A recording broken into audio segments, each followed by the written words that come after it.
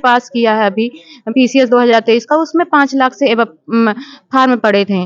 तो इतने बच्चे इस एक एग्जाम में कम्पीट करते हैं, फिर उसमें से 200-300 लोगों का चयन होना। तो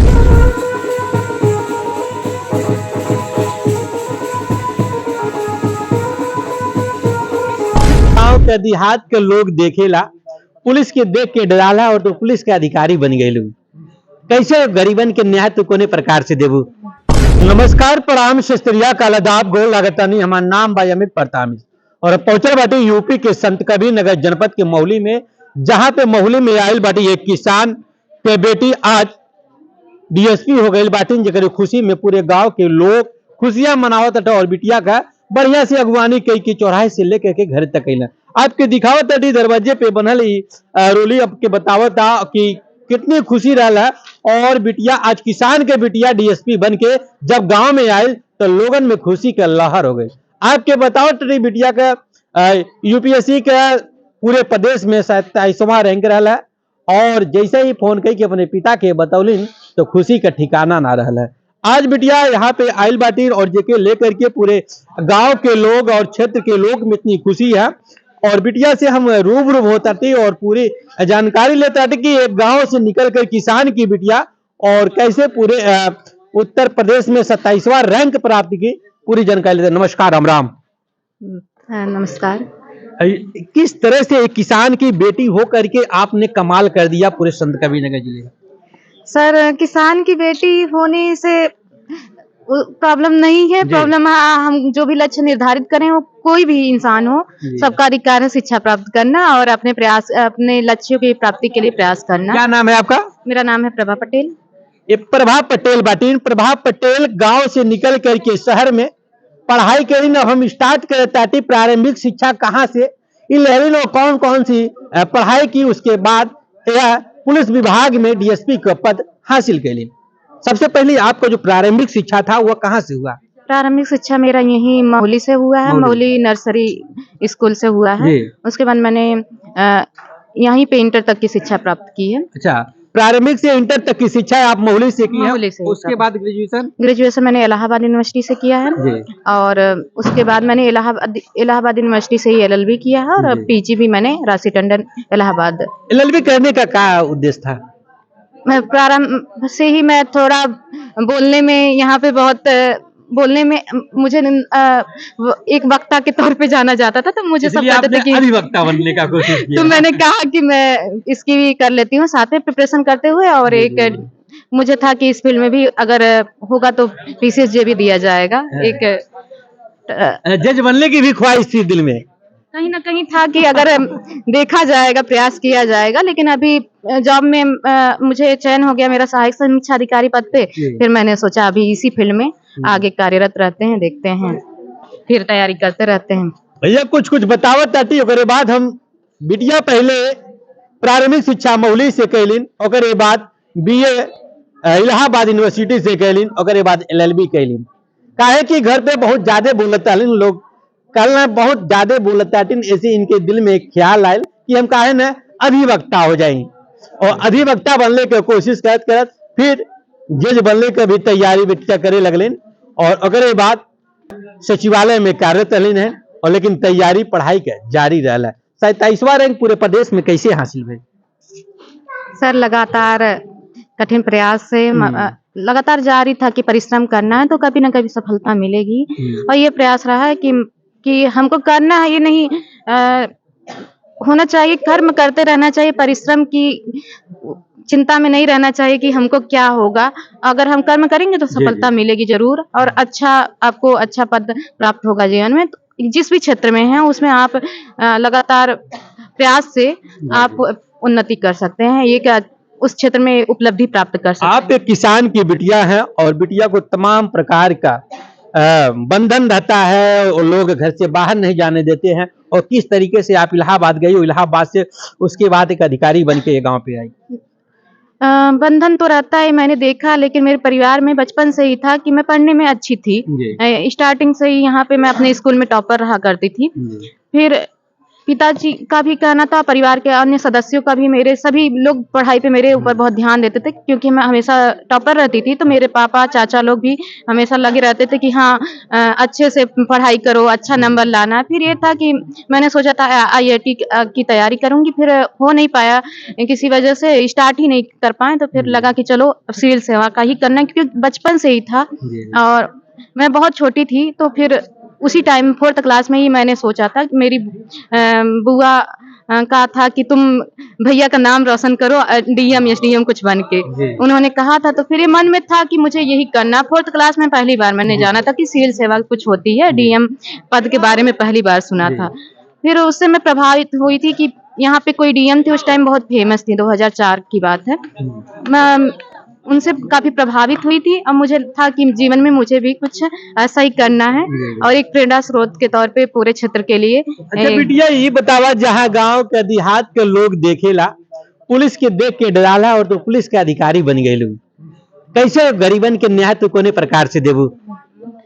सर, ये शुरू से ही कोशिश रही है कि यहाँ पे लोगों को देखते हुए हर चीज के लिए बहुत परेशान होना पड़ता था क्योंकि जागरूकता नहीं है लोगों में।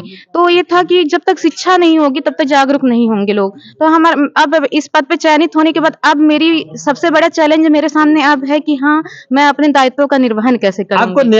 न्याय कैसे दें कि पुलिस विभाग के लोग को देख करके लोग डरते हैं और ज्यादातर किसान की आप बेटी हैं और किसान के लोग अगर आपके पास न्याय मांगने जाते हैं, जब इंस्पेक्टर न्याय नहीं देता तो लोग सीओ के पास कुंडी खटखटाते हैं और आप इंस्पेक्टर से बड़ा पद है सीओ का और डीएसपी का पद है, तो आप किस तरह के न्याय उन लोगों को देंगे? सर, जब मैं इस पद पे जब कार्य करने लगूंगी जी। और तो मैं कोशिश करूंगी कि हाँ, क्योंकि मैं इसी वर्ग से हूँ, एक मध्यम परिवार से हूँ, जी। तो मैं लोगों का हर परिस्थिति, मैंने खुद भी मेरे हर अपने आसपास लोगों को देखा है कि आपको प्रमाण पत्र बनवाने के लिए भी परेशान होना पड़ता है। तो मैं कोशिश रहेगी एक रिपोर्ट कराने के लिए, एक एफआईआर के लिए लोगों को परेशान देखा है, तो फिर होगा कि इस क्षेत्र में जो भी कार्य किया जा सके, जितना भी लोगों के लिए उनको सहज फील कराया जा सके, उनको ज्यादा से ज्यादा, क्योंकि हम सिविल सेवक हैं, ना कि हम कुछ, तो हमारा दायित्व यही है कि लोगों की सेवा करना ही हमारा कार्य है, तो मेरी कोशिश रहेगी। गांव देहात के वो बिटिया के आप का सलूशन देबे उन लोगन के का बतेबे कि ताकि आप जैसन लोग बने? सब जिस भी फील्ड में कर रही हैं, शिक्षा जो भी करना है, शिक्षा के क्षेत्र में या किसी और भी क्षेत्र में, सबसे पहली कोशिश रहेगी महिलाओं के लिए आत्मनिर्भर बने। अपने आपको किसी भी क्षेत्र में, आप अगर नहीं पढ़ाई से संबंधित हैं, तो जो भी महिला हैं वो अपने आप को किसी क्षेत्र में संलग्न करें और एक पहले वोमेन एम्पावरमेंट का एक कार्य करें, चाहे वो सिलाई हो या कढ़ाई हो, हर क्षेत्र में अपने आप को आत्मनिर्भर करें और बेटियों को पढ़ाएं। अपनी बेटियों को पढ़ाने के लिए परिवार से लड़ाई करना पड़े तो वो भी करें और सभी बच्चों पे ध्यान दें, क्योंकि महिलाएं जागरूक होंगी। मोदी जी का ना बेटी पढ़ाओ बेटी बचाओ, इस पे क्या कहेंगे? जी सर, तो जैसे पीएम सर ने कहा है कि बेटी पढ़ाओ, तो उसको हर घर तक पहुंचाना है कि हर आप बेटियां किसी के ऊपर बोझ नहीं हैं। तो ये प्रयास अब इससे एक होगा कि क्षेत्र में लोगों को लगेगा कि हाँ, बेटी होना बोझ नहीं है किसी के लिए। अपना अनुभव शेयर करो उन बेटियों के लिए कि जो बेटी पढ़ना चाहती है लेकिन मुकाम नहीं मिलता है। हाँ, कभी कभी सफलता नहीं मिलती है, जरूरी नहीं है कि सफलता मिल ही जाए। आप क्योंकि कंपटीशन बहुत ज्यादा है किसी भी, अब आपको पता है इसी एग्जाम के लिए अभी आरओ का एग्जाम होने वाला है, 11 लाख फार्म पड़े हैं और जो परीक्षा मैंने पास किया है अभी पीसीएस 2023 का, उसमें 5 लाख से फार्म पड़े थे। तो इतने बच्चे एक एग्जाम में आप कम्पीट करते हैं, फिर उसमें से 200-300 लोगों का चयन होना, तो सबको सफलता नहीं मिल सकती। हाँ, ये है कि जो बहुत, कितने बार आपने प्रयास किया था? ये मेरा चौथा प्रयास। चौथा बार प्रयास।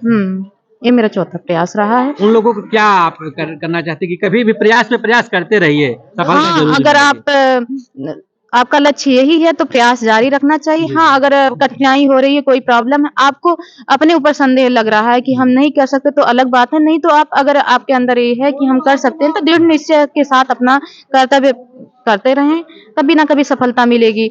और सबसे बड़ी बात है, परेशान नहीं होना है। देखिए बिटिया, डीएसपी बन के जब गांव के चौराहे पे एलेन तो गांव क्षेत्र के लोग का बहुत ज्यादा उत्साह रहा और बिटिया का फूल माला से स्वागत बाजा बजा के जैसे अगुवानी होला एक समय वो अगुवानी करे तो लोग घर पे अल और आज ये बिटिया के पिताजी से बात करा ये किसान के बिटिया कमाल कैला और पूरे गांव और क्षेत्र का नाम रोशन किया। नमस्कार। नमस्कार। क्या कहेंगे बिटिया को लेकर के, किस तरह से? बिटिया एक हमारी जो है, कितने बच्चे हैं आपके? हमारे पास 4 बच्चे हैं। 4 बच्चे, दो लड़के 2 लड़की। अन्य लोग क्या करते हैं? अब एक बी फार्मा है, उससे छोटे वाले बीए करके पुलिस की तैयारी कर रहे हैं। बड़ी वाली बिटिया जो है वो पीसीएस की ही तैयारी कर रही है और छोटी वाली बिटिया सिलेक्शन में आ गई। यहाँ किसान लोग पुलिस को देखकर डरते हैं, आज पुलिस की अधिकारी आपकी बिटिया बन गई। हाँ, ये तो सत्यता है, लेकिन हमने कभी अपने जीवन में पुलिस से डरा नहीं और हम हर समय लड़ाई ही करते रहते हैं। हम किसी अधिकारी को अपने जीवन में उस बेस पे नहीं, जैसे हमने कभी भी उनको यह नहीं देखा कि मैं भी एमएससी हूँ और मैं 89 एनडीए क्वालिफाई था, नौकरी नहीं किया। 84 में एसआई क्वालिफाई हूँ और इसलिए मैं जानता हूं कि आप मुझसे ज्यादा पढ़े लिखे नहीं है। मैं खेती करता हूं, इसका यह नहीं मतलब है कि मैं शिक्षा से अशिक्षित हूं और अपने कानून की रक्षा और अपनी जानकारी। क्या क्या कहेंगे कि बिटिया आज आपके डीएसपी बन गई है और जो आम लोग हैं बच्चों को किस तरह से शिक्षा दे और कैसे क्या करे? कौन सा बच्चों को पहले उनके चॉइस करनी चाहिए कि वो किस तरफ जाना चाहते हैं और जिस तरफ वो जाना चाहते हैं उनको रोकने की कोशिश नहीं करनी चाहिए, उनको उस तरफ बढ़ाने के लिए प्रयास करना चाहिए और उसमें थोड़े ज्यादा धैर्य की जरूरत होती है। कभी भी अपने धैर्य को खोना नहीं चाहिए। बिटिया का क्या नाम था? प्रभा पटेल। प्रभा क्या सोच के प्रभा नाम रखे थे?